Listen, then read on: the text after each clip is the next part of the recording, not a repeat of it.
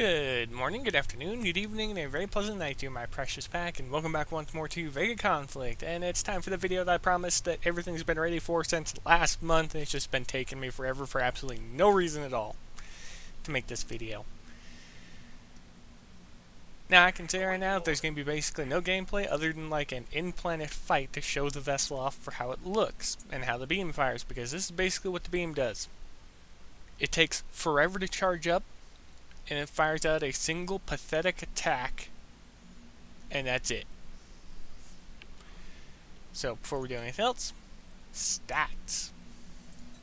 So by now you realize we're talking about the Stalker. So from top to bottom, we're going to go over the repair time and everything as per the usual. We're going to skip over the Rangers thing because we know what the Rangers are at this point. They're a mixture of a destroyer and a frigate in regards to mobility and rotation speed and range and basically everything else. So, repair time, 2 hours standard, not half bad. Hit points, 200,000 hit points by default. Maximum mass at Mark 1 with no upgrades, 18,000 tons. Cargo, 3,500,000 tons. Forward speed, 500 meters per second. Rotation speed, 60 degrees per second. Strafe speed 700 meters per second, and then the standard sector speed of 600 astronomical units per hour. So, basic across the board, no surprises there. As for the modifiers, we'll take a look at full reverse after I go over the primary stats, and then we'll go into the resistances right after that. So, you get a 25% increase against Spectre and a 25% increase in damage against Astral Barony. Hold on a second. You get a 25% increase against Spectre, but you only deal 25% damage against Astral Barony, according to what I see right there. Come on, do a better job coding, guys. I'm no longer harassing the game, well, poking fun at the game for my own amusement and little cheap laughs.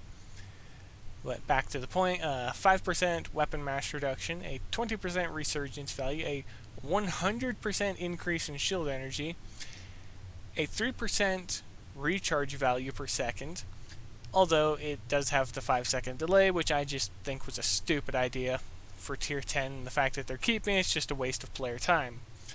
I.e., if you can get your hands on the Dreadnought, get your hands on the Dreadnought, because it's basically a full auto machine, just because it doesn't have that stupid little delay. And getting back on point once again, it has a 25% stasis resistance, and it has a 50% increase against health. Now that means ships and modules. Okay, full reverse. Let's actually have a look at that now, finally. When two enemies are in the Stalker's firing arc, it gets a boost of power to its rear, speed, and weapon cooldown for 10 seconds. So the weapons take...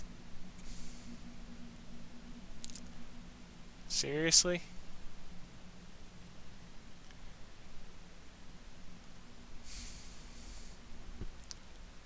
Does anyone else see anything wrong with that? Cut all the fancy stuff. Bring them back to show them what I'm seeing. Let me just show you all something really quick. This is the only weapon that it can effectively fit at tier 11. Because the other ones fall outside of the minimum range, they won't even fire.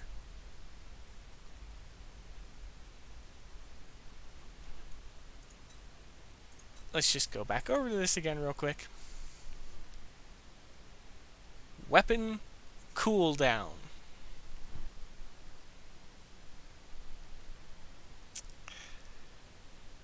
That's not going to do anything for the weapon that it's got. You know why? It's a beam weapon. It has a standard firing cycle and a recharge cycle. Other weapons have a weapon cooldown cycle, which is immediately after they fire, which is typically before the reload period. And it's a very, very, very brief thing. Actually, no. It's immediately after it fires. There is no in-between. This is literally how long it takes for them to fire. So you're not getting a bonus because you don't have a proper weapon equipped according to their own in-game thing. How do I know that? Testing! Yes, I've been testing again. Let's find the last one that actually would benefit you. We're going to have to go way down here. There it is. That's what you need right there. That right there. You need reduced charge time to be able to reload quicker. Or you need to reduce the time frame that the firing cycle is active for, which means you need to increase the rate of fire. Because in the case of beam weapons, because unlike other weapons that have a clip that's typically emptied, the rate of fire increases and it empties that clip more quickly and then it can begin to reload. In the case of an energy weapon, you have the charging cycle, the firing cycle, and then it restarts. So that means the weapon that they designed for the vessel, this right here, doesn't even affect the weapon that they gave it. Now, how do I know this for a fact? Well, it's pretty simple. I have the exact same weapon on my Dreadnought, and they have the exact same firing cycles.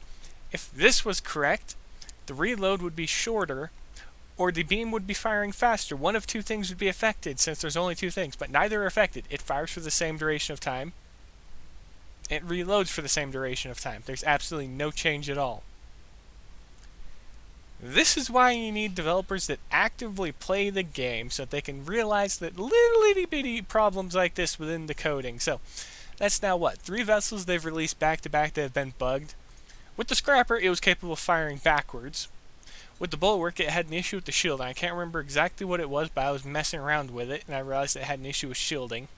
I think it was actually related to the recharge. It didn't have the delay, it was just recharging constantly for me for the first 20 minutes. I think they picked up on it very quickly. Either that or it was just bugged for me, in which case then I had plenty of fun, even though I never made a video about it, which I should have in hindsight. But this is the 3rd tier 11 vessel that they've released with an issue like this. That's 3 vessels, that's 3 months back to back. And we're about to get our 4th vessel, and it's already screwed up.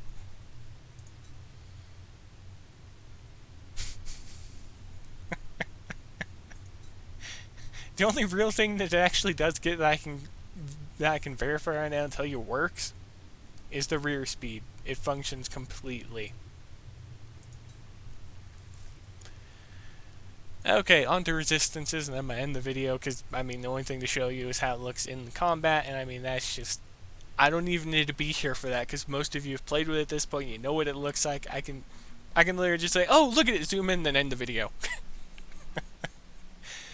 25% resistance, 100% alien plasma blight nebula resistance, and it has a 10% spectre resistance. And that's it. And it's bugged. I'm never going to let them live down whenever they drop something in the game that's just bugged. I stopped saying that the game sucked, but I'm definitely not going to stop poking fun at things that they put in that are just broken.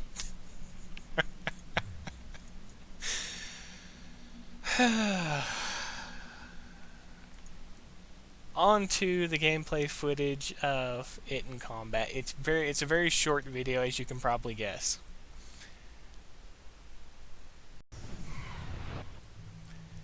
Okay, so as you can see, it has some partially free-floating thrusters. Well, kind of. There's supposed to be a bar or something between them, but I hardly actually paid attention when I was looking at it because, I mean, it has basically one weapon choice, and the weapon sucks. The thing that should make the weapon better sucks. The reverse speed is nice, but that's about it.